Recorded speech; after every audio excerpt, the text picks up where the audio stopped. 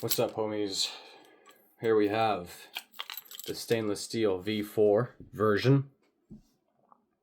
As you can see, the blade is wider.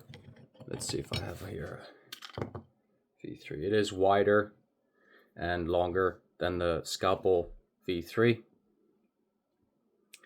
And it's in stainless steel, 13C26, 60 HRC. The tang is identical.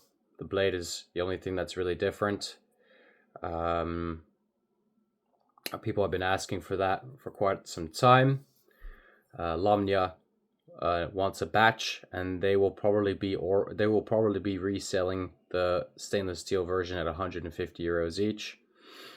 So we've got the V3 Scalpel in carbon, which is essentially discontinued, but I still have about 100 of those that I'll be selling.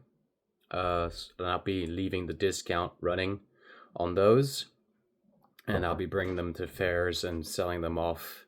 And once they're all sold off, there will only be the V4 version, and we're developing the injection molding process for the handle to have a more affordable version of the V4.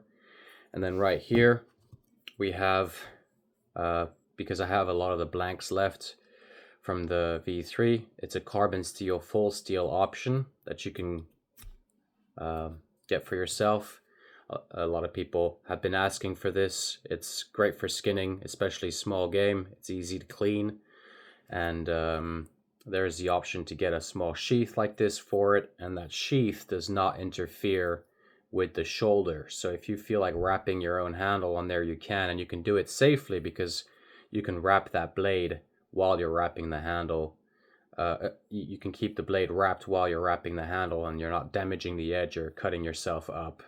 So it is a very firm grip. It requires quite a bit of, not like an enormous amount of force, but it's very firm. So I don't recommend that you carry it around a lanyard on your neck, but it should be okay. The thing is, it can easily, you see there's no locking mechanism. It can easily slip out. So it's pretty firm grip, but still, this is more of like a base option that you can work with. So we have here the Scalpel V3. This is with the handle, of course, and then we got the V4 here, which is like super badass and really nice to use from a stainless steel. And yeah, that's all there is to it, folks. Oops, wrong sheath. Another addition to this, if you hold on a second. Yeah, so another addition is to the lanyard. We now have a clip like this. So it's a relatively large clip. So you have the buckle at the back, so you can remove it from the back of your neck. It also acts as a safety feature. If you get the string stuck in a lathe, it'll, rip off your neck and break the buckle, rather than, a 300 kilo force lanyard pulling you into the machine. But also this lanyard clip like this allows you to just quickly remove the scalpel and put it in your pocket if you're going into a public area where wearing a knife around your neck might be seen as an act of extreme violence. So they're very simple. That's a feature for the V4. And yeah, those clips will be also available on my website. They're a couple euros each there. But very simple. So you can have, and another thing to remember is that the way that the lanyard is provided is that it's like extra long. So if you want to shorten it yourself, all you have to do is pull one of the strings out like this, measure however you like it, tie a new knot like that, and then cut and burn off the excess if you wish. So you can shorten the lanyard however you want. It is deliberately made a little extra longer so that you can size it yourself, but also it's nice if it's extra long. If you're wearing a lot of layers, like you're out hunting and you want the scalpel to be on the outside of all your layers, so you got like a jacket, sweater, everything on, all of that piles up and makes the space around your neck thicker and thicker and thicker, and that actually brings out the lanyard so that the scalpel is further and further up. So you might like that feature that it's slightly longer. And also when it's hiding under your shirt, if it's too high up, like above your chest line, the tang wants to stick out. So if it's below your chest, like against your belly, it's easier to conceal. And it's also easier to pull out from under your shirt. So there's perks, there's pros and cons to having it super long, and there's also pros and cons to having it super short. So it's really like up to you what the best option is for you. So far, I think this is like a really good system. I'm constantly trying to improve the design of the lanyard so that there's sort of more and more features to it. But so far, you know, it's like one step at a time. What I feel like, you know, makes sense, and how to make it a more utilitarian system. Like what I have done on my own here. This takes so long to do, so I don't do it as the standard product. But so I have here a buckle, right, tied to a string, and then I have another buckle on my jeans that connects it to the belt loop so that I can carry it inside the waistband.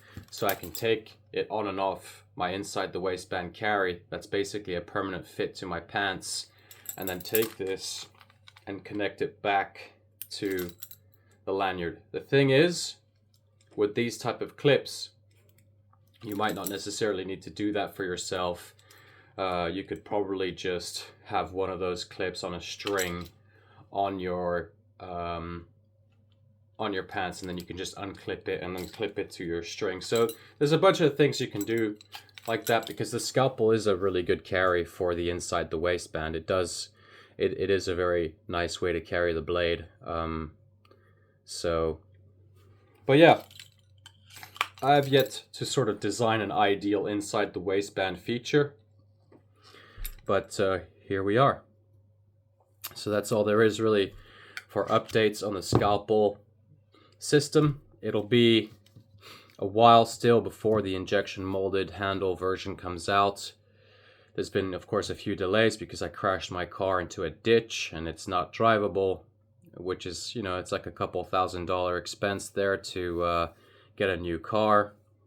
But progress is being made. Scalpels are being sold. I'm basically sort of mostly focusing on the scalpels, like I've said before. It's just, you know, from my perspective, the Scalpel is a unique product. It's a unique design on the market. It doesn't exist. It's not something that, you know, I can make a bunch of other knives like hunting knives and maybe some folding knives, but it's not going to be necessarily really anything new in the market, right? Like something like this. This is not really something new. I'm not really providing a product that is essentially other than being cool and my own and hand forged with a rivet lock mechanism. I'm not really adding anything new to the market that makes me stand out, unlike, you know, these scalpels. And the vision that I have, of course, going forwards is keep staying on the Scalpel design and then having a whole bunch of different blade shapes. So, you know, a straight reverse grip Scalpel style Warncliffe, and just have all sorts of different type of blade options for the Scalpel. Maybe a longer one, you know, yeah, like I said, a reverse grip with a flat edge top, or Warncliffe box cutter and all this kind of stuff. And then, yeah, maybe some custom Scalpel options where you can have different colors and stuff like that. But that'll be, you know, going forwards. I do have another design,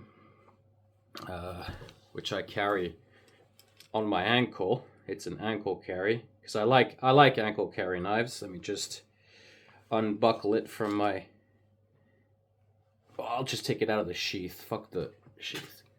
It's a little Bowie EDC blade. I'm not entirely sure what the price will be just yet for it. Probably around 150, we'll see. This is the version 1 of the ankle carry Bowie, or I mean just a rivet lock Bowie. I've been trying to forge this type of design for a while, but it's very difficult to forge. Here it is in AEBL, hollow grind, just a fun little extra blade, you know, cool design, and with a wrapped handle in AEBL. So isn't that neat? So that's a cool little added one, but I'm not working much on these right now because I have to make a big batch of these stainless steel scalpels right now because of the Lanyard demand and the public demand and so forth. That's all I have for you today, folks. Thank you for watching.